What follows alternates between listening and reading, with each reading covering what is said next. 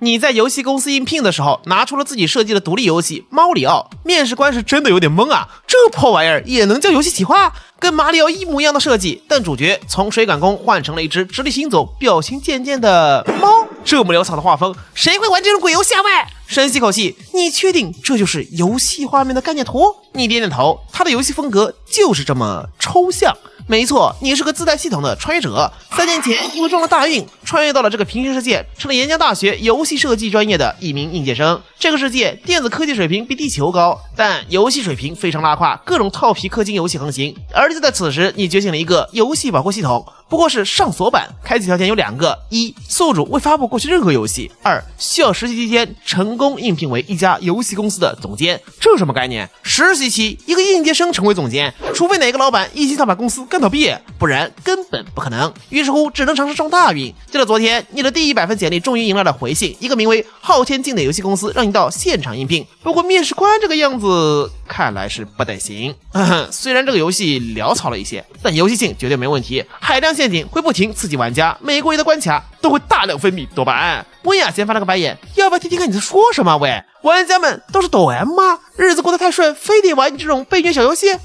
对不起，肖先生，你这个作品不符合我们的最低标准，所以且慢。话音未落，一的声音响起，所以我觉得你很有潜力。旁边老板也转了过来，正是一个白头发扎双马尾的少女。没错，这位其实才是这家公司的总裁龙笑笑。薇娅先懵逼了，小祖宗，你从哪儿看出这个小子有潜力的？是那个贱兮兮的猫，还是那个可以当火箭发射的水管？这破游戏拿到市场上发售别说1份，能卖出去半份，我都跪在地上给这小子磕仨头。然而龙笑笑不急不躁，肖先生，你刚说没工作经验是吧？是。也没经济筹划？是。也没在筹项目？是。很好，那我们昊天境公司就是你大展宏图、实现梦想的地方。站起身，伸出手，欢迎加入肖总监。不是，等会儿，老板是疯了，这怎么还偏向虎山行呢？随着你握住手，提示音响起，新手任务完成，游戏保护系统正式开启。你是真的开心啊！这龙笑笑可真是大冤种不是大贵人啊！而你不知道的是，在你激活的同时，龙笑笑脑海中也同样响起了一道提示音：恭喜你成功绑定主理人，投资返利系统正式开启。即刻起，项目一旦亏损，系统将以10倍返利补偿宿主。没错，他也有系统。江大校花龙笑笑富2代出身，只要老龙同志同意，随便给他开个证明就能躺平潇洒。但天不遂人愿，老爹大手一挥，年轻人就要多多锻炼。去，给你个游戏公司当总裁试一下。龙笑笑是真的难受啊，马飞，他是真的不懂游戏。然而就在两难之际，一个只要投资失败就能10倍获得补偿的逆天系统来了。为了避免宿主卡 bug 故意进行失败投资，小龙的系统也有2个前置条件：一，需要在实习总裁期间成功绑定一名主理人；二，主理人必须符合行业常规逻辑，且对本系统不知情。于是乎，就有了今天的面试。等你走后，温雅先是抓狂了。小祖宗你糊涂啊，你就是想献爱心也没必要拿公司的前途做赌注啊。小龙却呵呵一笑，不要那么灰心，温姐姐。其实肖总监刚说的也不无道理，困难关卡固然令人恼火，但突破后的成就感也一定会给玩家们带来喜悦。相信我的眼光，这款猫里奥销量一定会很可观。嘿嘿，才怪，这话他自己都不信。这破游戏怕不是投多少亏多少，不过不要紧，我想想该怎么把这个游戏的投资努力拉高点呢？嘿嘿，我那躺着实现财富自由的咸鱼人生要来哩！第二天你在办公室内是真的激动啊，没想到小龙老板慧眼识珠，凭我的系统能力一定能帮你把公司做大做强。忽然门推开了，老板你怎么来了？主要是想了解一下项目的投入预算。肖总监有个大概数值吗？你有点不好意思，伸出2根手指，200万？不是，就是用腿毛想也知道这玩意儿不可能值200万啊！老板200块啊？多少？200块有什么问题吗？肖南风摇头，才200块，这成本也忒低了，乘上10倍也就2000块啊！你这个成本数额太小，财务很难走账啊。那老板的意思是得加钱。以前你做游戏听到最多的就是预算太高，从来没看到过哪个老板主动提出加预算的。可是这该从哪里入手增加呢？老板，猫里奥的人物建模 UI 设计都是我自己画的。龙笑笑眉头一皱，都是自己画的？对，1分钱没花。对，一拍桌子，那怎么行？我们昊天境公司是一家正规且专业的游戏公司，而你肖总监是我公司的灵魂人物，是指挥者，是上层建筑，怎么可以事事亲亲为呢？可是我10分钟就画完了啊！那也不行，你全包了，我还怎么增加预算？不加预算怎么亏钱？不亏钱怎么躺赚？外包必须外包。昨天我查了下，一个游戏的制作需要什么美术、关卡、程序之类的，动辄几十上百万，你只管安排。我们做游戏宗旨就是不求最好，但求最贵。可是我都画完了，可以让外包照你的样子复刻一遍吗？我们是刚成立的公司，名气小，为了出名，我们就要多蹭蹭那些业内知名人士嘛。老板都这样了，还能说啥呢？后边外包的人你是找到了，但猫里奥这种美术风格，有名的从业者是打死也不肯接，太掉价了。不断向下兼容后，终于以1万块的价格被包出去了。这个结果，龙笑笑虽然不是满意吧，但还是勉强接受了。1万就1万，总比200强。准备起飞喽！我真的是慧眼识珠，绑定了这么一个大聪明，嘿嘿。明早起来，想必肖大总监看到林黛的成绩，心里肯定不好受。该怎么安慰我的卧龙先生呢？这是伤脑筋耶！晚上8点，某域直播区，主播徐凤来正在感谢老板们的礼物。接下来就是直播间最欢乐的时刻，因为主播会挑选征集平台上那些看起来最智障的游戏进行评测，每一款游戏20分钟，由观众们决定留下还是抬走。他呵呵一笑，勾选了小体量单机，售价1到10元的词条，一款刚发布的游戏映入眼帘。猫里奥售价2元，这画风噗嗤一声笑出声啊，什么破玩意儿，怪不得只卖2块，弹幕都笑疯了。嘎嘎嘎，比火柴人高级一点有限，这不就是个换皮马里奥吗？骗钱的吧？开局日常未详，等进入后，徐峰来感觉是真无聊啊！椭圆形的云，4方块的砖，不就是马里奥吗？闭着眼我都能通关。往前走，跳起来顶一下，原本该被顶出金币的状态居然往上挪动了一格不是，这怎么还不让我顶呢？观众们笑疯了。好像有点意思啊！我闭着眼睛都能通关，哎呀，真贱啊！又试着跳了2次，眼见砖块越躲越高，徐峰也放弃了，算了，不就是金币吗？不吃了。前面还有蘑菇，点开第2个问号砖块，果然一个蘑菇出现，滑了下来，走上去一吃，准备变大。嘿嘿，这游戏我真的是闭着眼过，看到没？这就叫背板话音未落，猫里奥原地一个小跳，当场去世，同时头上还跳出一行遗言：这蘑菇有毒。我玩了20多年超级玛丽，也没人告诉我蘑菇有毒啊！观众们都笑疯了，嘎嘎嘎，吃蘑菇吃死了！马里奥听了笑话一辈子。年轻人身体就是好，躺下就睡。这会儿大家都意识到了这个游戏不简单。西风来气了，好，跟我玩硬的是吧？坐直身体，转完手柄，一开始 CP 不要了，蘑菇不吃了，甚至阴差阳错了，还躲过了第一根水管中突然窜出的飞鱼小怪。看到没？嘛叫高手？看看我这反应，来到第2个水管旁，尝试勾引2下，确定没有飞鱼怪后，呵呵一笑。这根管子就能看出设计师懂不懂超级玛丽了，因为老玩家都知道这根管子应该是能通隐藏房间的。咱试试啊！说着按下十字键，果不其然，猫里奥短暂停顿后进入水管，他颇为赞赏，不错，能记得这个隐藏关，就说明这个设计师。话还没说完，突然水管剧烈抖动，在所有人的目瞪口呆中，水管底部居然冒出了汹涌火焰，下一刻直接换成火箭，直冲云霄。猫里奥毒这设计师有病啊！谁你妈叫你这么做游戏的？许峰来彻底疯狂。接下来是各种坑，什么云彩吃人、地面陷落之类的。许峰来从前期的豪言壮语到后面的自闭，再到胡言乱语，直播间氛围是欢乐无比，礼物不断啊！另一头你也在看直播，与此同时系统发来的提示：恭喜宿主收集到情绪值1145点，舒服。有了这些情绪值，就能解锁下一款游戏了。下一个该找什么呢？有了，画面中一大一小2个人物，行了，就是他。次日天晴，龙笑笑躺在床上，睡得真的很香啊！10万当照返利，忽然手机震动，喂，雅仙姐怎么了？龙总啊，快醒醒吧，咱们的游戏卖出去了！我操，你在谈起卖出去了？怎么可能？您是有什么顾虑吗？没有。稳住，龙笑笑稳住！一款游戏卖出去不是很正常吗？毕竟定价才2块，总会有1-2个冤种买的。不慌，继续加仓。仔细想想，不妨大胆点，就算卖出去10份，也就20块，1万减20再乘10，还有99800，收益一样可观。游戏能销售出去，不管多少都是好事儿。对了，如果看到肖总监，麻烦也跟他说声，就说迈出第一步就算成功，即便销售数据不理想，也别气馁。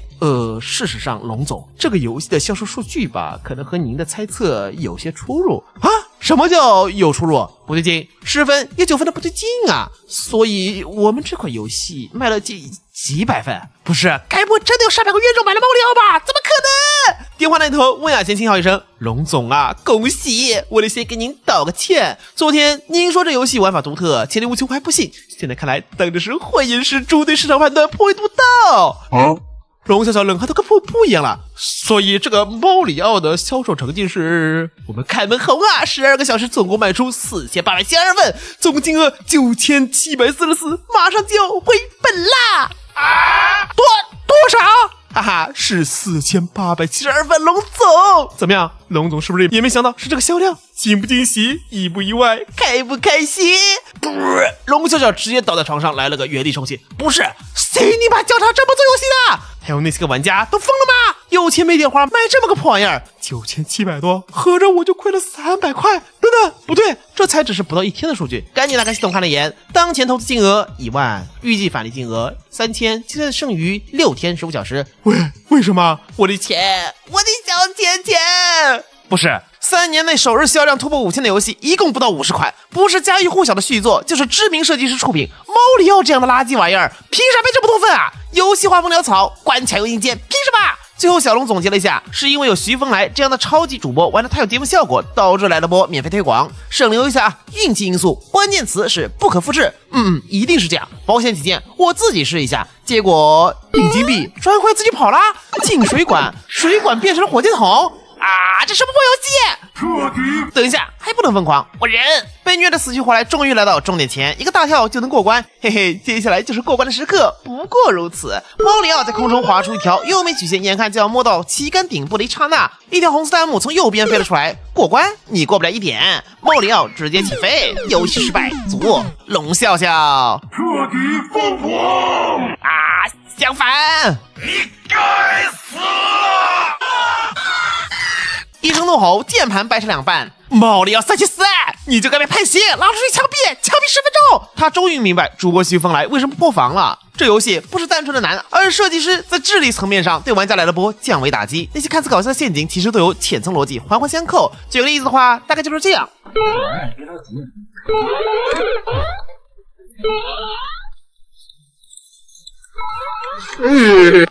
玩家的每一步、每一次预判都好像在设计师的掌控之中，被坑的同时，但偏偏很上头。省流一下，是玩家和设计师斗智斗勇的过程。第2天，公司会议，温雅先汇报游戏的销售数据。截至目前，销售7822份，总销金额15644元，发售首日销量突破5000，实现了24小时内回本的壮举。鼓掌！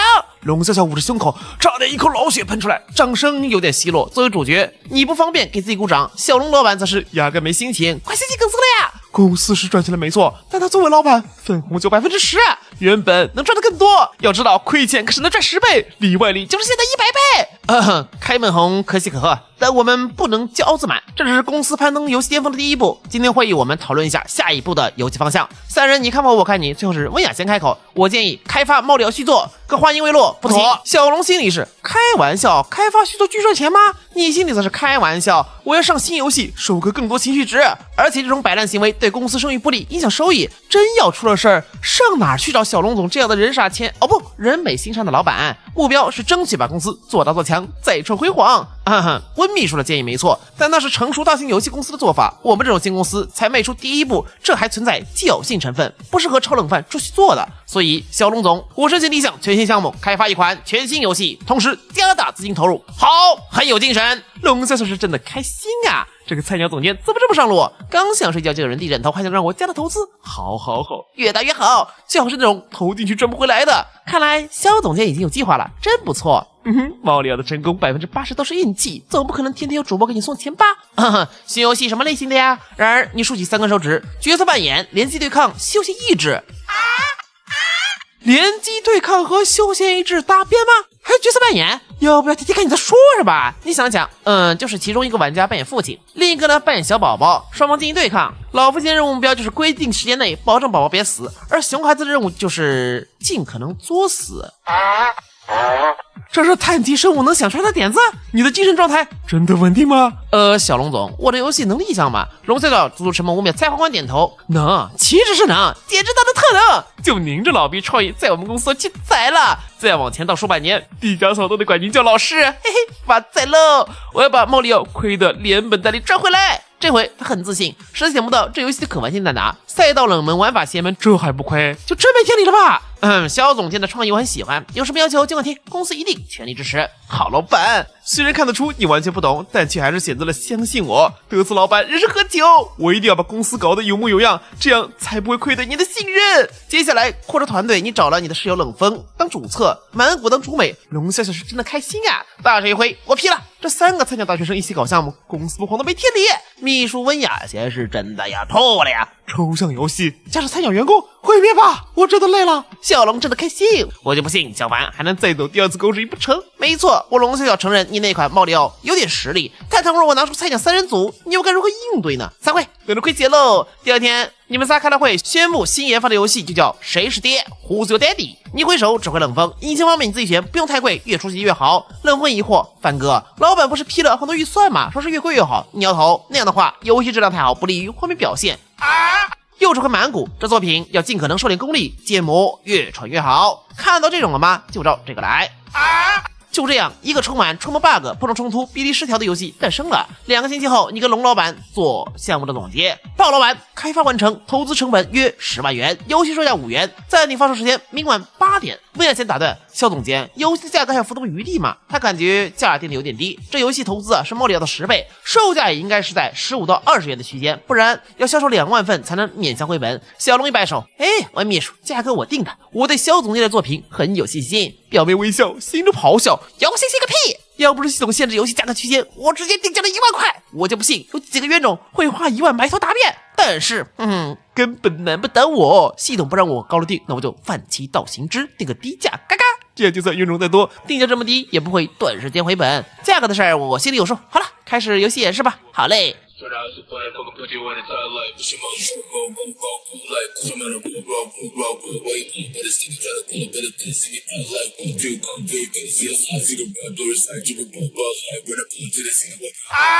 温雅贤双目怒火熊熊，这是10万成本做出来的东西，报警！我报警！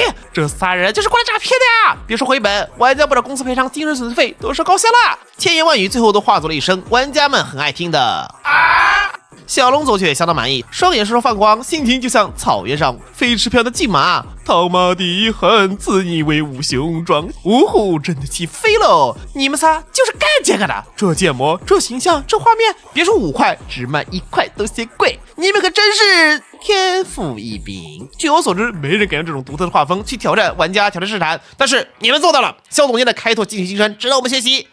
那小龙总，您看看我们的演示。老板龙颜大悦，不用演示，游戏画面都在这儿了，演示什么的还重要吗？就这游戏开头，你们就等着销售一份退一份款吧。至于我，嘿嘿，是真的发财喽！销售一挥，我宣布这游戏明天就上架发售。项目谁是爹？当前投资金额10万元，预计返利金额100元。某鱼直播间知名主播夏木闲着无聊打开了EO平台，结果一款刚上线的新游戏就进入视野。谁是爹？这什么名字？画风抽象，售价5元。在游戏中，你将和你的好友扮演一对父子，父亲要尽力保护孩子，而孩子要尽情作死。游戏离谱的简介让弹幕下笑疯了，把好兄弟当儿子是吧？什么沙雕游戏？一看就是浩前进公司出品的，太有那味儿了。抽象公司，这游戏太抽象了。夏木看得心痒痒，搓了手招回来了他的一位主播好友董红石。这个当爹肯定有说法，不过夏木咖位比较大，第一轮还是让他当爹，董红石负责当儿子，约好谁输了下一轮谁当儿子。这节目效果一下就拉起来了。夏木刚进入游戏，听到董红石快笑疯了的声音，快来看我啊木哥，你快来婴儿房。结果夏木一进去差点笑出声，一个穿着尿不湿的小婴儿跪在婴儿床上，一脸残念看着他，这他喵是你？嘿嘿，对喽，看好了爸比，你的好大儿给你整个活儿，飞喽！下一秒，小婴儿瞬间像个弹簧一样站起来，双手叉腰，目光呆滞，然后一个旱地拔葱后空翻，直接撞飞了窗户飞出去。我操，儿子儿子！弹幕一片爆笑，什么睿智游戏啊！不愧是你昊天金公司，直接飞出去了可还行啊？这是变形怪杰吧？夏木马上意识到不对劲，这要是红石死了，就轮到他当儿子了。慌张下楼，我操，红石他儿子死了没？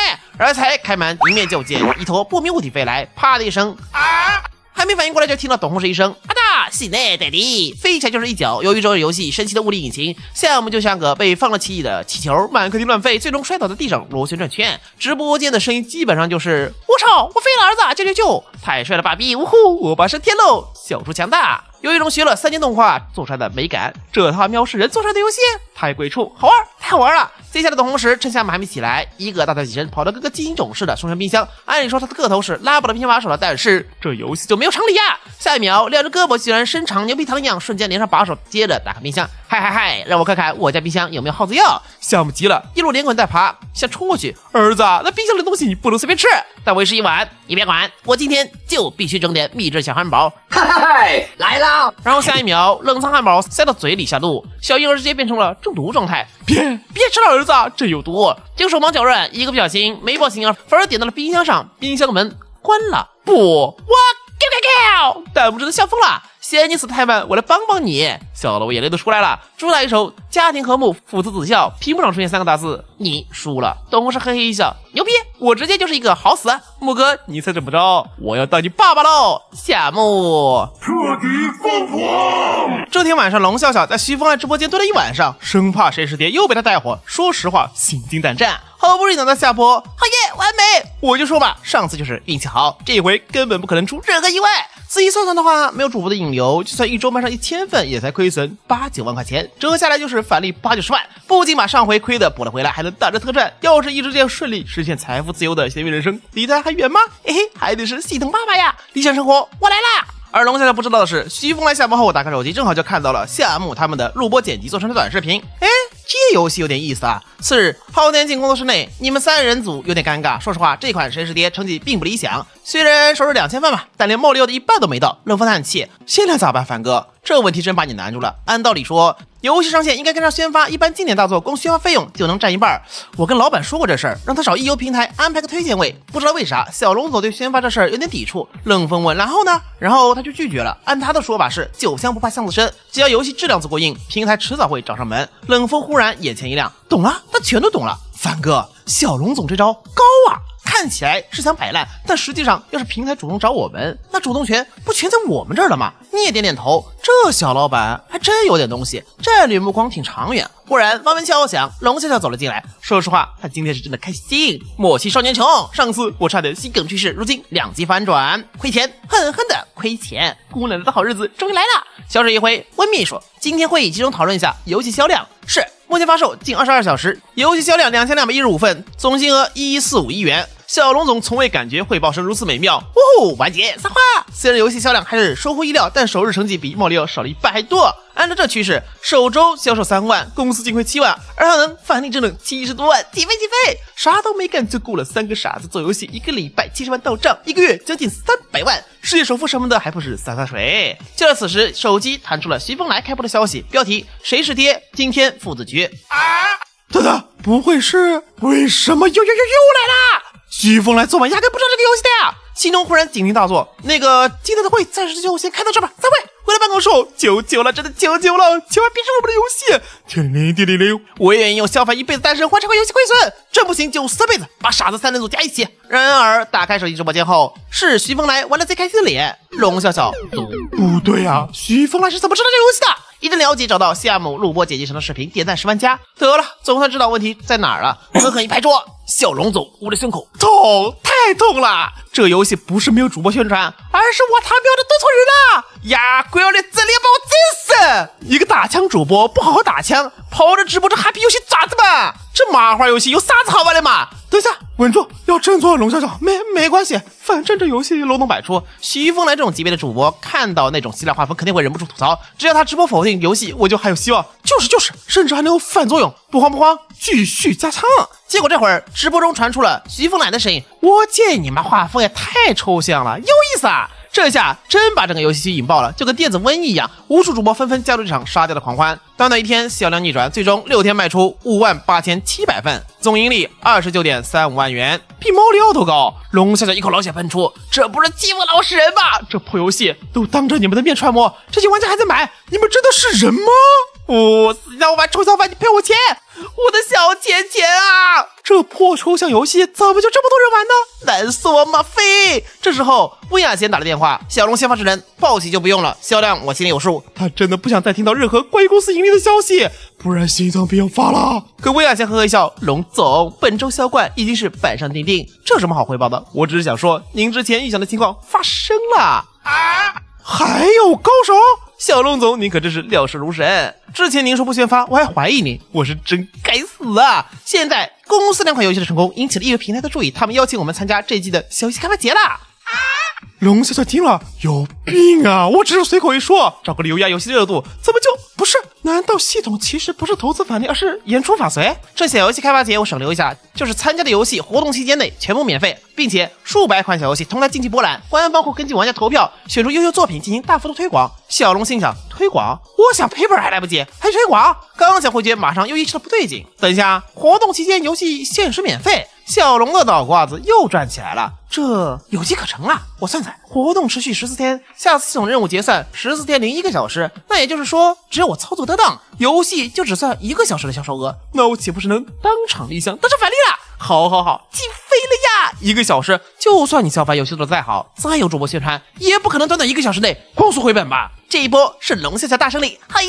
立马给温亚仙打回电话，亚仙姐跟他们说我们很荣幸接到他们的邀请，届时我们将准时参加。另一边，星盟游戏副总办公室总经理秦昊拍着咆哮，都是一群废物，幻想争霸。可是当年足霸榜畅销3个月的 IP， 结果出个续作2，让一个穿模的烂游戏谁是跌甩了10万的销售额啊！游戏设计师刘阳光有苦说不出，你只知道强行出续作掐烂钱，当然会不接啊！老板，那现在做什么游戏？做什么？这一次我们要参加易游平台的活动，那个昊天星公司的猫里奥不是很火吗？你拿过来抄抄改改，拿去参赛，他们能火，我们肯定也能火。此时昊天镜公司内抄改改出续作，那怎么行？龙四就直接拒绝了秘书的提议。我们作为新兴游戏公司，要的就是搞创新，新游戏必须做新游戏。忽然他脑子灵光一闪，之前都是让萧凡定的游戏框架，那这次我自己来设计，总不可能让一个游戏白痴设计出来的游戏照样火遍游戏圈吧？这次我将亲自掌舵，务必保证游戏烂得体无完肤，烂到惊为天人，烂到突破天际。我决定这次设计游戏我来做企划。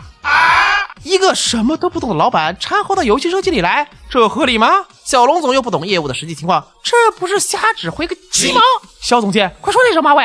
结果你沉吟片刻一拱手，小龙总愿意主持大局，说明十分重视这次的活动，我觉得可行。冷风和满谷把你拉到一边，范哥，你没事吧？是啊，虽然小龙总是个好老板，但未必是个好策划呀。之前演示会上，谁是爹那种抽象的穿模游戏，小龙总却边看边笑，不仅咧着嘴嘎嘎傻了，还给他们鼓掌。就这水平也能做企划？尼克呵呵一笑，你们未免都太小看了这位龙总。你们仔细想想，之前哪一次成功决策离不开他的支持？哪一次不是他料事如神，说不用宣发，果然一有平台就找上了门。而且你们看看，游戏卖这么爆，他却没有表现出来哪怕一点点高兴，这说明什么？这说明龙总早就有所预料，他心里的目标远不止眼前这点，而是浩瀚的星辰大海。这就是我们英明的老板龙总啊！他们俩纷纷点头，原来如此，懂了，他们全都懂了，高啊，凡哥！你咳嗽一声。再说了，小龙总的确不懂游戏制作，但他最起码是个正常人。而我们做游戏是为了什么？就是要给玩家玩的，他不就是最好的玩家吗？凡哥，你这设计角度牛逼 plus 啊！10分钟后会议召开，小龙同学心中暗笑，对不起了，小范同志。虽然我知道你想成为一个好的游戏设计师，但我们终究殊途。等我成功了，就把返利分一部分作为补偿。今天的会议大家畅所欲言，我有说的不对或者不到位的地方，肖总监你们多多指正。你点头，小龙总谦虚，我们都很期待您的建议。嗨嗨，期待是吧？那我就不客气了哦。打开了自己的会议本，上面都是他刚刚搜罗的数据，包括但不限于近3年最低迷的游戏类型，近5年最高差评游戏，易游平台销量最低游戏，主打什么游戏差，他在搜集什么。那我们就先来确定一下游戏类型。我想想，一定要跟别人的不一样，咱们就做弹幕射击类。弹幕射击顾名思义，主打的就是躲避疯狂且致命的弹幕间隙，经反击寻求存活的游戏。这个游戏类型5年来业务平台都没上架过一款，没别的原因，因为真的很冷门，省流啊，狗都不看一眼。冷风解释，那个小龙总，这种游戏类型在世界十分冷门，近几年都没人愿意支持创作。小龙手一摆，我就不，我倒是觉得越是这样冷门的游戏类型，越有可能成为比赛中的大热门。肖总监觉得呢？你陷入沉思，虽然这个思路很奇怪，但从龙总嘴里说出来就不一样了，一定另有深意。仔细想想，虽然游戏类型冷门，但不代表做出来不好玩，冷门也能被玩家们奉为经典。我觉得小龙总说的有道理，挑战不可能才是保持我们公司生命的源泉。好，太好了，好一个大傻子总监，你可太上道了！不，好一个大宝贝总监，小凡，我果然没有看错你。事不过三，我这一次终要亏本利。游戏风格这次转变一下，不搞沙雕，稍微严肃一点。其实他实在是受够了那些沙雕设计，一脸嘲讽的贱猫，能让人坐火箭的水管，穿模的纸尿裤，一边窜稀一边满天飞的婴儿，看着就像是精神病人设计的。偏偏玩家们还买账，说什么整活就看昊天机公司，你小贩擅长做沙雕游戏是吧？看我这次直接转换风格，看一下怎么火！好，我实在是太机智了！你点头，这方向很好啊。龙总果然是一名神武，知道一味追求偏门不是正路，这是鼓励我走正规路线，这是在敲打我啊！何等长远的目光啊，龙总！看你一脸风轻云淡，他心中得意不已。切，你就装吧，肯定慌得不行了，对吧？嘿嘿，没关系，大宝贝儿，不管你把游戏做成什么稀烂模样，我也不会怪你的。语法来劲，视角呢尝试复古要服饰，画风精致华丽的不要，给它做成像素风。游戏难度嘛，只给玩家一条命，死了存档，通通消失白搭，这样才有挑战性。一连几条，一条更比一条离谱。三人脸都绿了，这不是胡闹吗？几乎把市面上所有冷门和令人反感的视频都加了一遍，唯有你从始至终淡定，认真记下了每一条内部需求。我眼神实在看不下去，小龙总，我觉得差不多了。我的小龙总啊，您就消停会儿吧，实在不行就把公司卖了呗。小龙也未经还想说，却发现姐人面色不善，糟了，好像说的过分了，那就到此。可你站得出来，没关系，问秘书，我倒是觉得龙总对游戏的理解相当独到。龙总，除了这些，还有其他什么想法吗？龙小小也有点懵，我这么多无理要求，你还认真做笔记，这态度让他都有点气血，这啥情况？思索片刻，懂了，他全都懂了。这小子这开摆了呀！表面上记笔记，实际上画乌龟。那我就再说一个最后想法：游戏的装备或许不能固定，有随机生成。冷风是真的要吐了呀！这他喵什么定义盒子？玩家辛辛苦苦刷了一顿装备，到头来很可能就掉一根破树枝，这不成是恶心人吗？唯独你双眼放光，天才！龙总，你果然是天才啊！这不就是 roguelike 游戏吗？这种游戏非线性、生成随机、画面朴素、系统复杂，凭借其超高的随机性以及声音之后的双体验，在前世地球中得到了无数玩家拥趸。可是这个世界没有。深吸口气，目光充满钦佩。龙总，你可真是游戏界100年难得一见的超级天才！为了不打击我们的自信心，还故意装作是在提无理要求的样子。您这是太谦虚了，龙总。小龙总的提议令人醍醐灌顶，非常有启发性，就这么定了。龙小小心里打个哆嗦，我靠，你不要露出那么危险的表情啊！怎么感觉你有信心1小时急速回本一样的？你别吓我啊！最终在投资价格方面，你有点不好意思，因为时间紧张，这次需要更多的资金支持。能批10万吗？这么少？塞牙缝的50万，太多了，12万最多，30万、15万、20万，成交。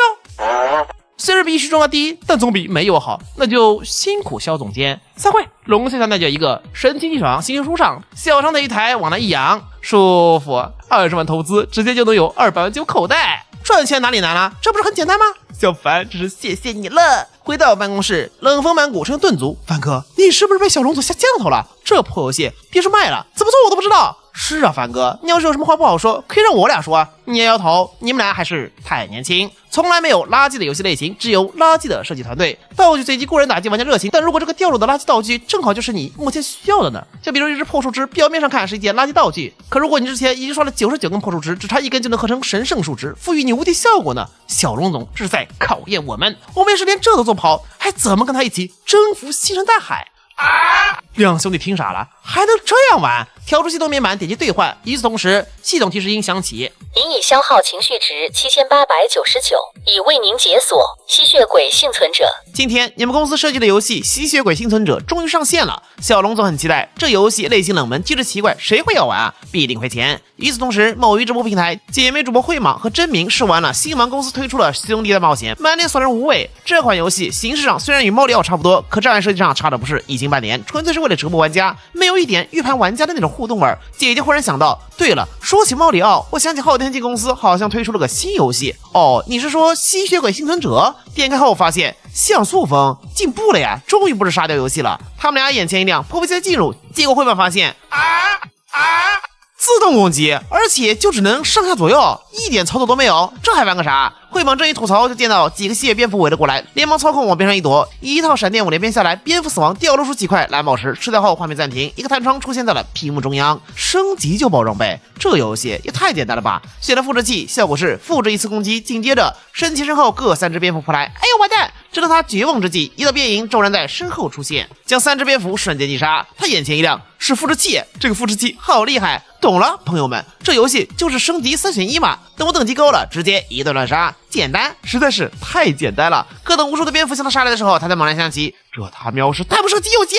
感情你的弹幕就是由这些怪物组成的呀！又要躲避怪物攻击，又要造成有效击杀寻找突破口，还要捡经验宝石，忙是真的忙。看着会忙手忙脚乱，弹幕纷纷刷屏，别自如人冒烟了。讲个笑话，这游戏也太简单了吧！蝙蝠怪表示给你一点小小的异世界震撼，可会忙却没时间看弹幕，金角连连，潮水一样涌来的蝙蝠稍有不慎就会碰上飙血，哎呦别呀，妈呀！一番挣扎后，会忙足，他狠狠倒下，重重一拍桌，彻底不行，还不能疯狂，看看妹妹玩的咋样了，真明星的惹祸。哎，姐姐你不会死了吧？会忙好气，你呢？是不是都重开一遍了？真名嘿嘿一乐，不好意思啊，姐姐，如果你有空的话，欢迎来我直播间指导一下。你还没死？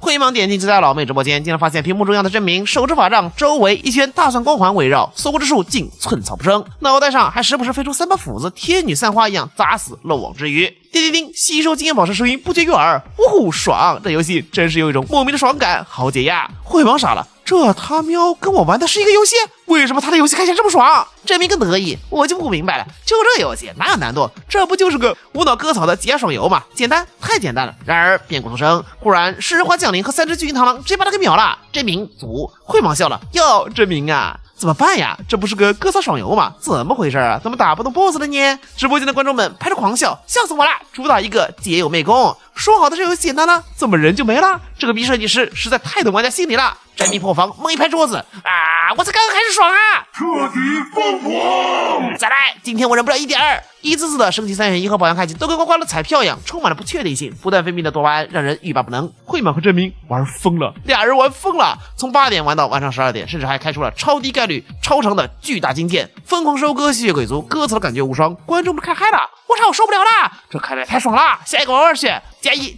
这一夜是玩家们的狂欢，同时也是游戏圈的不眠之夜。星芒游戏副总办公室，秦文浩给担任易游平台市场总监的刘文光打去了电话，二人同一所学校毕业，以学长学弟互称，二人一阵寒暄，相得甚欢。学弟，我们公司的游戏《兄弟大冒险》也参加本次游戏节了，你也知道，我们公司年后准备再投资一些平台，你看推谁家游戏不是推的？嘎嘎，老学长，您这话说的，你们那游戏我看过了，放心。我看了很有夺冠的样子，不出意外，这个就是冠军。两个人你接，我嘎嘎嘎，就这样狼狈为奸达成了交易。转眼间，开发节的第一个星期便过去了。这一天，龙学校的心情不是很美丽，不为别的，就因为这一个星期以来，吸血鬼幸存者的火爆程度有些出乎他预料，不止玩家间谈论愈发热烈，各个平台的主播也都沉迷其中，成宿成宿玩，一遍遍重开，跟中了邪一样。随手打开论坛，就能见到各种讨论这款游戏的帖子。小龙抓狂了，怎么又来啦？你们是不是有毛病啊？将近600款游戏同时参加活动，无论是从画面、类型还是玩法，都完全碾压我这款游戏。拜托，这只是我一个游戏白痴设计出来的垃圾，怎么他们能火的？到底是哪方面出了问题？有没有一种可能？难道我是个游戏设计天才搞鬼了？根本不可能好吧！龙学校小手一摊双眼翻，直接当成葛优瘫。温雅贤推门而入，小龙总，我给你汇报一下开发节公布的投票成绩啊。行，报。心态抱着小龙，多一个字儿都不想多说。基于如今的游戏讨论度来看，他们不是第一，也肯定掉不出前3去。说吧，我们排第几啊？前6、前3还是第1？人温雅贤摇摇头。小龙总，今天易游公布的第一轮投票结果显示，我们排在第114名。多少？噌的一声，龙系的这战绩不可能，哪有100多款游戏都比我们强的？按理说，在听到如此喜人的垃圾成绩时，他的第一反应应该是好耶，终于亏了。但是不应该的呀，他觉得很不对劲。要知道，这段时间以来一直在关注吸血鬼幸存者的热度，说稳拿第一可能有点夸张，但是杀进前10是一点问题都没有。有问题，这数据一定有问题。雅贤姐，这数据怎么回事？很难说，但易游的随机排行榜刷新有些问题。原来，按照易游平台的官方公告所说，争取保证每一款游戏都享有同等的曝光量。排行榜采用伪随机形式，每页50款游戏，每小时随机上映一次。可吸血鬼幸存者登上随机榜单第1页前10的次数为0，别说第1页了，就连前5页都没有进去过一次。小龙都生气了，他只是懒，不是傻。这排行榜绝壁有问题。好啊好，敢搞我，你们上班没睡醒是吧？不仅故意要我随机榜的排名，还他妈敢拖我票，活腻歪了！是，我是想当条咸鱼，故意投资失败，利用系统 bug 赚钱，但那个是我自愿的。小龙的人生信条就是，我可以自愿当废物，但你不能真当我是废物。订车票，我们现在就去一趟燕京，我倒想问问看，他们到底想干嘛？温雅贤迟疑，可是我们还没收集的证据。我是龙校的女儿，说他们作弊还需要证据。温雅贤这才想起了，是啊，别看小龙总天天一副摸鱼少女的样子，可他除了这层身份以外，还是纵横上海手下资本无数龙校的女儿。坏了，这一下有人贴到铁板上了。与此同时，易游平台市场部总监办公室，秦元浩那几个高兴，恭恭敬敬给刘阳光倒茶，还是老学长想的周到，不仅替我拉高了票榜，还压了那个昊天剑一头。举手之劳，举手之劳啊！嘎嘎嘎嘎嘎嘎！与此同时，大小姐气势汹汹来到易游公司前台。你们老板叫姚天浩是吧？我龙笑笑，昊天金公司总裁。请问您有预约吗？小龙摆手，没预约也不用预约，就去告诉你们姚总，龙笑的女儿来找他了。另一头，姚天浩听到消息，咖啡都快洒了。你说什么？那个龙氏资本掌舵人，10大旗下之一的龙啸，客客气气招待好人家，等着我马上来。7分钟后，姚天浩满脸笑容，小龙总，哦不，龙总，稀客，有失远迎，实在不好意思啊。龙啸掉了棒棒糖，足足打量了对方5秒。姚总就不用假客气了，去你办公室说吧。姚天浩脑子飞速运转，我的天，我到底哪里得罪魏少总啦？小龙总，我们中间是不是有什么误会？误会？姚总，你是觉得我坐40分钟的高铁是因为一个莫须有的误会吗？姚天浩马上大喊，天地良心，我是真不知道顾丹丹你为啥来呀？兴师问罪可以，但你得告诉我犯了什么罪呀？没有，我不是那个意思，我的意思是说，您此番登门是因为什么呢？姚总公务繁忙，没空搭理我们这种小破公司，我能理解。啪，资料甩在桌上，口声说这次活动公平公正，168次刷榜，我们整整114次都排在第9页。信誓旦旦说这次活动公开透明，那为什么在玩家群体中的讨论度我们却排第1？来，给我解释，你们想内定谁，直接给推送不就行了吗？还搞这套？双手拍桌，不如让我爸过来，拿龙氏资本给你当垫背的呗。姚天浩冷汗当场就下来了，不是这事儿我没干过，我怎么不知道？等一下，忽然想到了什么，时尚部，他喵的，你们是该死了！这一下踢到铁板上了。记者发誓，小龙总，无论是随机榜刷新的问题，还是票数榜异常问题，3天之内我必定给你一个令人满意的答复。2天后，一邮的答复就到位了，一封签字道歉信，很诚恳，把事情经过全部披露，包括徇私舞弊、调换了兄弟大冒险和吸血鬼幸存者榜单数据的事儿。另外下架了星芒所有游戏，永不与其合作，辞退刘阳光，以职务侵占罪为由提起诉讼，恢复昊天金公司第1轮名次，并给予相应补偿。1. 吸血鬼幸存者恢复票榜榜首。2. 给吸血鬼幸存者5天首页横幅推荐，持续到活动结束。但看到补偿的时候，秘书温雅贤总感觉，龙总，您是有哪里不舒服吗？怎么脸色突然这么差劲？小龙满脑子都是重磅宣发，横幅大推，他是都快被气惨黄了呀！宣发程度拉满，还一直持续到活动结束。你这哪里是宣发呀？这纯粹是想要我狗命啊！龙笑笑彻底疯狂，硬了，拳头硬了。这就是义友给咱们的补偿。是的，义友表示，如果您还有什么要求，尽管提。笑容欲哭无泪，不是我非得抓那个干嘛呢？人家徇私舞弊就让他舞呗。现在好了，气儿是出了，麻烦也来了。雅仙姐，就是有没有一种可能，这补偿咱不要了啊？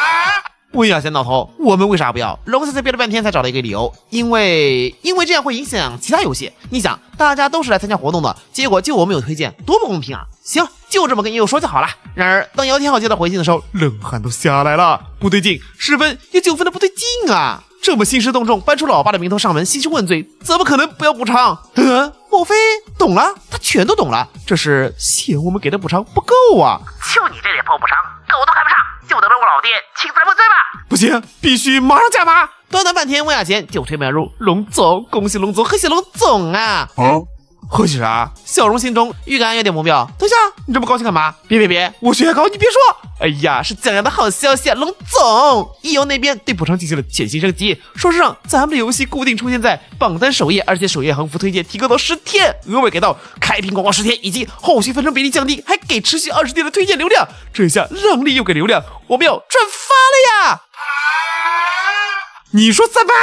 小龙直接原地去世。这一下，吸血鬼幸存者一跃成了整个平台势头最盛的一匹黑马，在玩家群体中的口碑越来越响。周日晚，昊天金公司众人正关注游戏的实时销量图，小龙一脸生无可恋，手里捏着一朵花，能回本不能回本，能回本，擦，假了，一定是假的！封建迷信不可取，真的难受吗？飞！游戏的热度看他眼里空前爆火，虽然结算时间只有1小时，但依照目前的热度也不是不可能。苍天啊，大地啊，让EO平台的服务器突然爆炸吧！1个小时就够了，耶稣基督圣母玛利亚，武当山朱少林寺拜师书大神父王喇叭，给我小龙3分薄片吧，求求了！安慰自己，总不可能有那么多人就等着游戏发售时间专门等着付钱吧？毕竟这游戏大家伙儿也都玩了2星期了，购买入库的热情一定不会高涨，而且按照吸血鬼幸存者的定价，至少要在1小时中售出1451份才能完成回本。从理论上来说，这基本是不可能的。义游成立以来，吸血鬼幸存者这种体量的小型游戏，单日最高销量也不过才9000份左右。看着匀速增长的游戏销量曲线图，他算了算，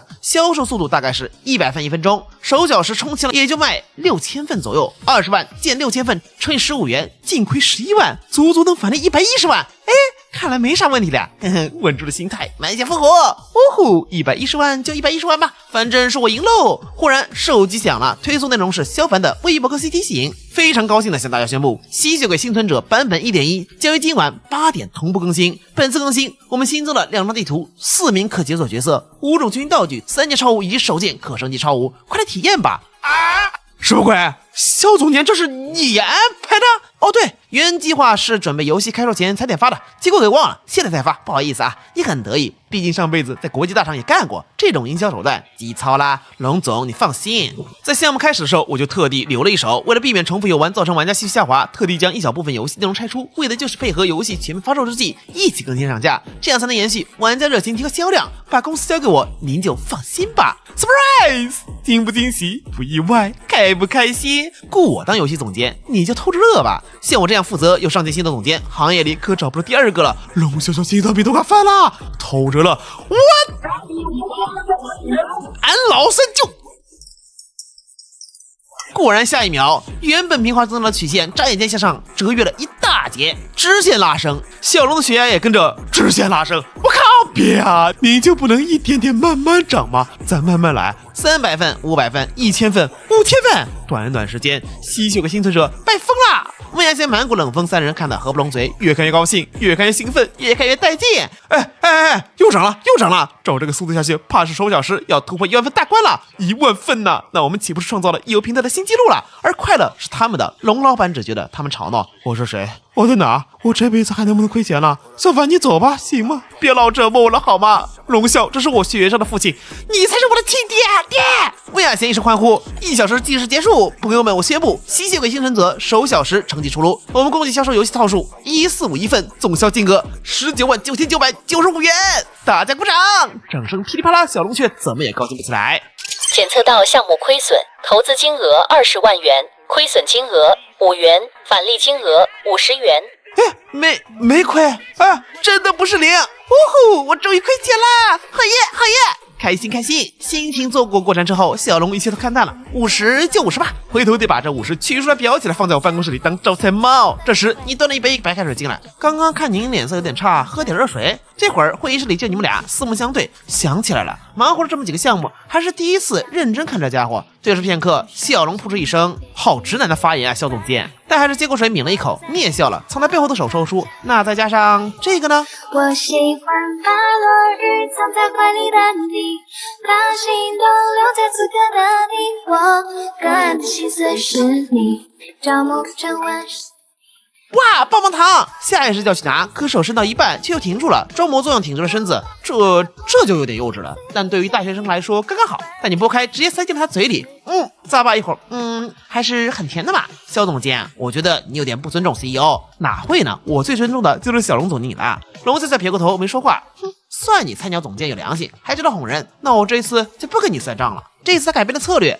仔细想想，既然传统平台上亏不了钱，那我就进军新平台使用新设备。最近那个体感仓不是很流行嘛，我就往那方面狠狠投钱，开发大型游戏。小龙算盘也打得很精，首先购买适配体感仓的游戏引擎就是一笔不小支出，光是一个季度的使用费就要10几20万。其次，体感仓游戏的制作工程庞大，可不是公司现有的3人组简简单单就能搞定的。最后，市场份额也都被大厂占据，需要大量资金投入，钱，每一步都需要大量资金，典型的亏本买卖。对呀，我就该早点做这个项目的。小龙双手一拍，这也太适合我了。游戏类型的话，我想想，没错，就是恐怖游戏。目前市面上几乎没有什么热门恐怖游戏，但凡学过市场经济的人都知道，一个产品如果在市场上销声匿迹，那10有8九就是没人买，没市场自然没人做。好，一个烧钱赛道，再加一个冷门游戏类型，我不亏钱，谁亏钱？就算收敛投入，投个100万，不用全部亏损，只要亏个1半，100万的10倍就是500万呢。龙笑笑双眼放光，嘿嘿，我可真是个小天才。而当他把这个消息在例会上公布后，秘书温雅贤先倒抽一口冷气。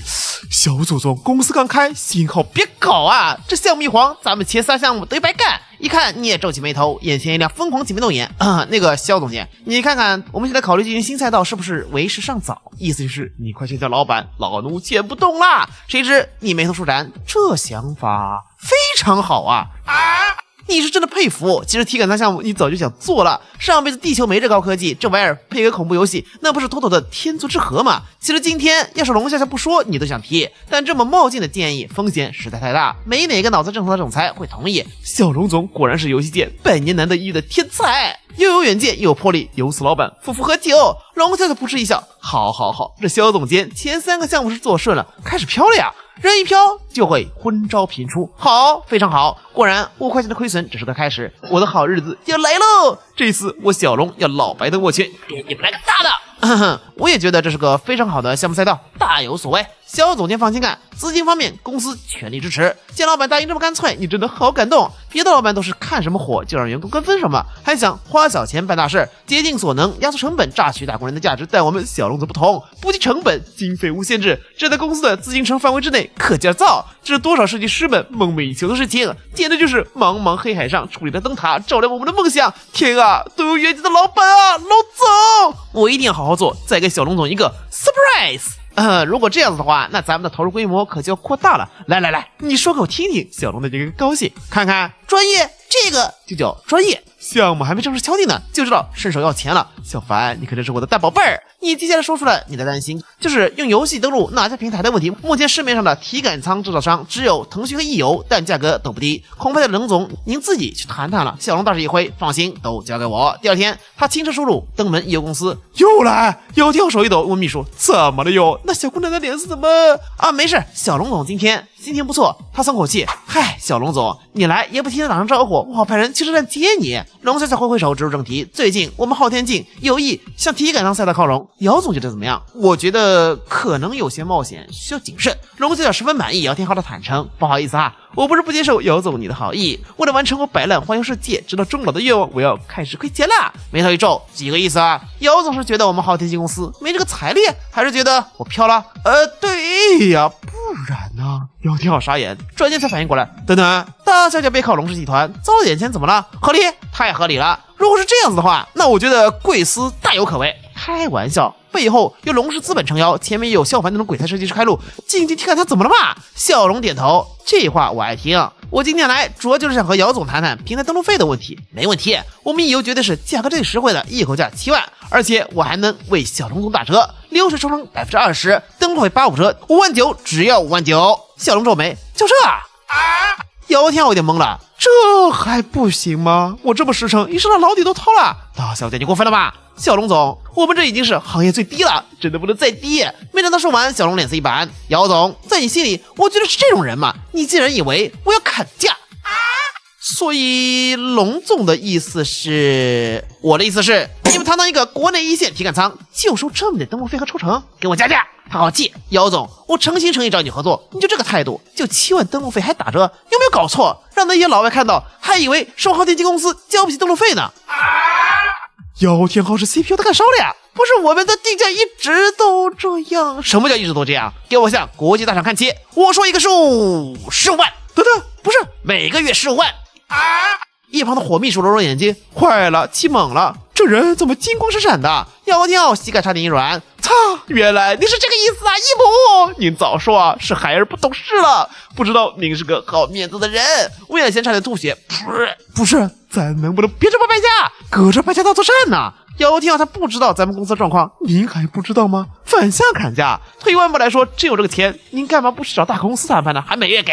我眼先念不到，姚总，我们龙总不知道1个月一次会被监管驳回的啊！就是，龙总，换句话说，您就是想1个月一交，我们也不敢收啊。最后啊，价格定在15万。送走龙笑笑后，姚天昊心情好，火亮有点质疑，姚总，你说这位龙总是不是？姚天昊皱眉，怎么能这么说合作方呢？记住，小伙，任何一个敢这么掏钱的大客户都不纯。你以为小龙总多拿2倍费用是做慈善呢？天真，有些事情这个议会不可言传。您明示？你这就不懂了吧？小龙总是吃到了我们平台宣发的甜头呀。这一次他想如法炮制，但因为公司体量不够，无法达到我们的宣发导播量级，不好意思开口，所以才只能用这种看似送钱的方式暗示我们。姚总，您的意思是？懂了，他全都懂了。没错，加大力度，物超所值，必须要让龙总回本。回到公司后，龙小小心情那叫一个好啊！游戏都还没开始做的，就送了10管出去，舒服。另一边，召集众人开会，你把计划书一交，龙总，这是我们初步设计的企划，方向就是恐怖游戏。龙小小小手一挥 ，OK， 很有精神。这次依旧是他来负责内容导向，反正怎么快便怎么来。他提出了如下建议：要缩小地图，降低玩家探索感，然后不能给玩家设置武器，故意恶心玩家。最后灵光一闪，哦，对了，能不能把游戏做成多人模式？这个天才般的想法，给他自己都整乐了。好耶，龙小小！要知道，以前恐怖游戏为了追求氛围感，全都是单机，要是3、4个人一起玩，那还恐怖个鸡！小龙沾沾自喜，洋洋自得，嘿嘿，我这是长进了。从以前对游戏的一窍不通，到现在竟然能透过表象看本质，一下点中游戏核心。他实在想不出这样的恐怖游戏有什么能玩的。赢啦！这一次赢定了！你闻言一愣，思路都是清晰。多人，对啊，我之前怎么没有想到多人联机这个点子呢？小龙总果然是天才，居然另辟蹊径，能想到这样的好点子，真是字字珠玑呀！OK， 就决定对付他了，在本子上写上3个字：恐鬼症。龙总，我们的游戏名就叫这个。你算了算，游戏成本以及体感舱的设备登录费，大概需要100万元成本。100万！小龙小手一挥，200万！你心神一震，小龙总这样支持我，我这不搭出一个好成绩，是真的太说不过去了。回到办公室，你加班加点将恐鬼症的企划案中版搞了出来。冷风跟买过游戏无力，实在想不出这样的游戏有什么好企划了。可在开完企划案后，冷风一震，鬼魂情报贩子，这什么鬼职业？在英文恐怖游戏中，玩家通常扮演的角色都是孤胆英雄、高级神父，再不济也是和康斯坦丁一样的猎魔人。这次居然是超自然情报贩子。帆哥，鬼魂开启猎杀后，玩家们需要做什么呢？你微微一笑，等死啊！俩兄弟竖起大拇指，他们要合理啊！所以咱们这游戏一丁点反抗余地都不留给玩家？给啊，当然给了。你早就想到了这一点。如果你觉得这次行动极其危险，可以花大代价买恐怖神符。最后呢，晚点死。冷风买过彻底傻眼，合着你这游戏做出来就是折磨玩家的是吧？又恐怖又整蛊，不过也太有意思了吧！3个月后，恐鬼症宣布制作完毕。龙小小导出系统叮了一声。本轮投资开启，项目恐鬼症，项目投资金额200万元，预计返利金额2000万元，结算剩余时间6天23小时59分59秒。终于来了！他算过，这次想回本至少在1周之内营收超过250万。恐鬼症游戏售价45块，也就是说1周内销量要超过51145亿份才能回本。跟吸血鬼幸存者相比看似不多，但这次可没有先前那样的宣传力度，而且体感舱的用户可比不过 PC， 只有0.95%的普及率。嗨，我都不知道怎么才能不亏本，就问你怎么才能不亏本？双手一摊，有时候钱就是这么容易到手，有系统人生就是这么朴实无华且乏味。什么？赚700-800万很难？嗨，有手就行。晚8点，某一直播间，主播电竞董卓铁头王正刷着视频呢，突然一个推广蹦了出来，恐鬼症不吓到发抖就退款，呵呵，这什么东西？赶快这种海口搬出体感舱，兄弟们，今天我们就来试一下这游戏的成分。调出体感舱，直接躺了进去，弹幕们纷纷嘲讽，别想多了老朱，你绝对撑不过5分钟。他呵呵一笑，兄弟们，看我究极无敌大西瓜勇敢，这游戏再恐怖我都不怕，5分钟之内我要是被踢出来，直播间当场抽一台体感舱。他对恐怖游戏向来都是敬而远之，可这游戏不是那个做沙雕游戏的昊天镜公司出品的吗？这有什么好怕的？进入游戏后，铁头发现自己正处于一辆货车的货架中，成了宣传片中的那位调查员。架子上是一些设备，手电筒、照相机、EMF 温度计。调查员，你还在听吗？我在。那就好，这次你的任务是找到鬼，并鉴定它的类型。经过对话，铁通也是明白了游戏的玩法，进入闹鬼宅邸调查鬼魂的存在形式，通过排除法确定鬼魂种类，赚取佣金。呵呵，别的恐怖游戏都是尽可能躲开鬼魂，而他的好，鬼不找我麻烦，我自己作死，简单轻松。但下车后看着黝黑黑的小别墅，忽然有些慌了。等下，这游戏不会是把玩家骗进来再杀吧？忐忑拧开门锁才进入房间，耳边忽然被空洞声萦绕。我操！你妈这游戏天不对劲，头皮一凉，我不想玩了，兄弟们！从开始到现在，他连个鬼影都没见到，但无论是狭窄的手电筒光柱，还是时时刻刻引入的恶魔地狱，又或者是窗边的雨点，无不令人毛骨悚然。等等，他忽然发现五花八门的鉴定设备挂满腰间，但唯独没有武器，脸都绿了。一款恐怖游戏中竟然没有武器设置，这合理吗？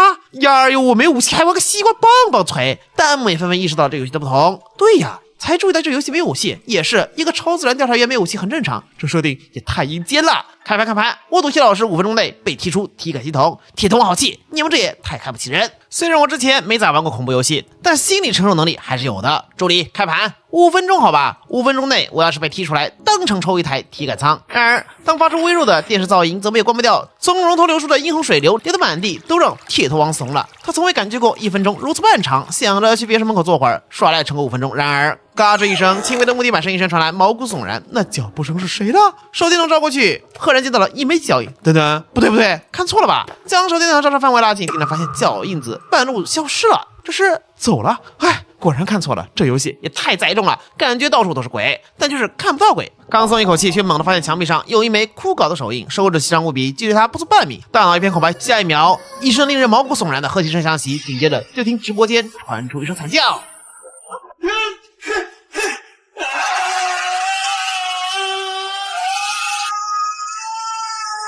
检测到心率超标，您已自动脱离体感连接。砰的一声，铁头王被体感舱强制下线了。另一边，看着弹幕上纷纷刷过的恐鬼症，主播徐峰呢也满脸不屑。恐怖游戏不想玩，没意思。我当年号称骂，知道吗？徐大胆儿，恐怖游戏你去问问哪个我没玩过。可当天眼恐怖鬼症是昊天镜出品时，来兴趣了，自信满满，索性招了3个主播凑了个队。至于游戏难度，当然是选中等困难的地图了。等进了阳光小学地图，忽然觉得不对劲。等一下，我枪呢？他瞄我枪呢？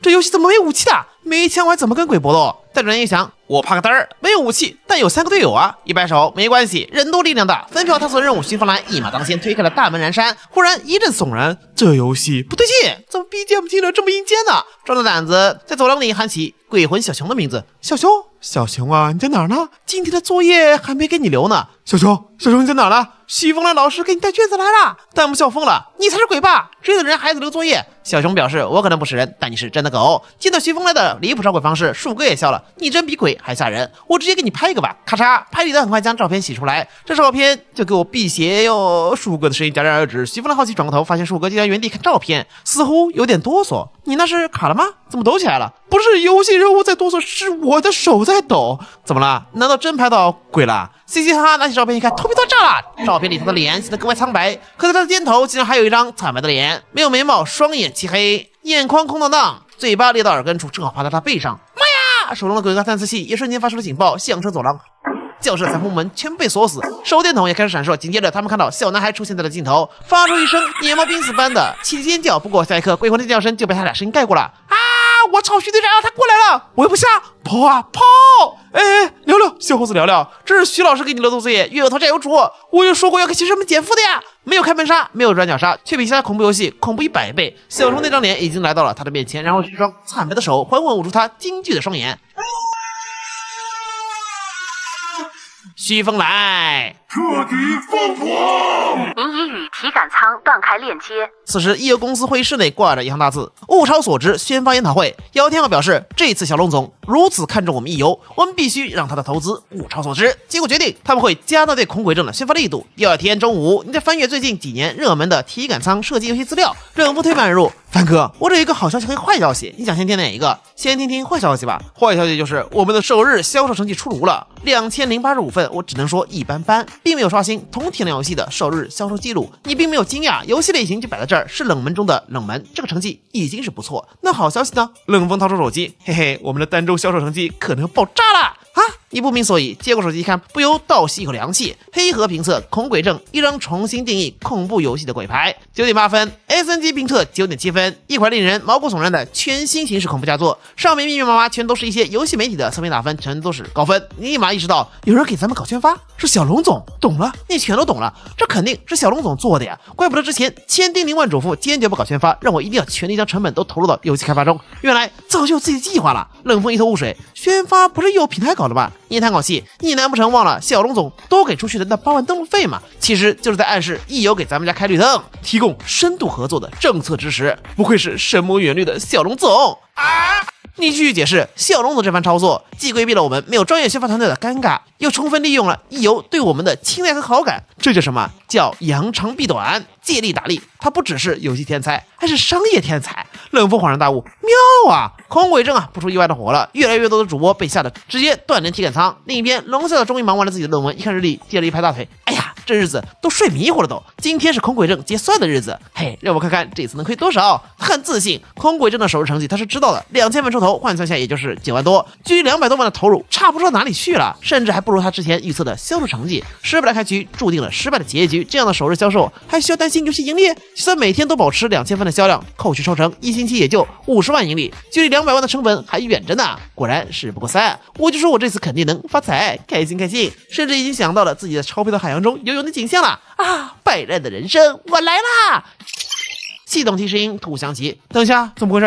啥还没干呢，系统就播报了。本轮投资结算完成，项目恐轨正，项目投资金额200万元，项目返利金额0元，结算剩余时间0，已结算，检测到宿主扭亏为盈，达成隐藏成就东山再起。成就奖励超级保底卡，超级保底卡效果，下个项目投资亏本返利100倍。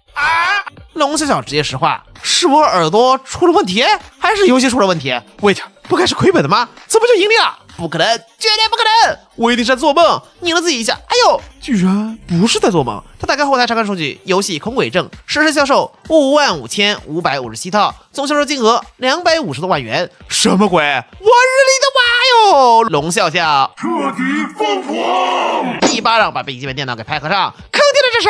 他怎么也想不通，收入2000多份是怎么在短短的1个礼拜时间中干上5万多份的？亏起就算了，还被系统嘲讽了。哦，我上次亏了5块，这次多赚了50，我就东山再起了。小龙冷静下来，打开电脑调查起原因，不查还好，一查直接吐血。各大主播纷纷破防，一游平台死命宣发，满屏高分评测，无武器、无流程、小地图、多人联机，这他喵不是我当初一条条列出来的大坑吗？怎么就成了游戏的优点了？原来是我自己坑了我自己，造孽啊！等一下，刚才的超级保底卡，哦，还好我还有机会，这次是亏本返利100倍，这一次我一定要翻盘。好啦，败家大作战第1季的故事到这儿就告一段落啦，完结撒花。本作呢是一个比较反套路的男女主双系统的作品，主推搞笑的同时呢，还有一部分男女主的情感戏。目前原作已经完结啦，质量真的很不错。对后续还感兴趣的，可以在 QQ 阅读手机端搜索败家大作战就可以看到啦。第一个就是了，目前进度对应原作第60章，从这里接着看就行。原作一共快600章，足够看得爽啦。最后男女主也是幸福的生活在一起啦。好了，那么我是周周，我们下个系列再见，拜拜。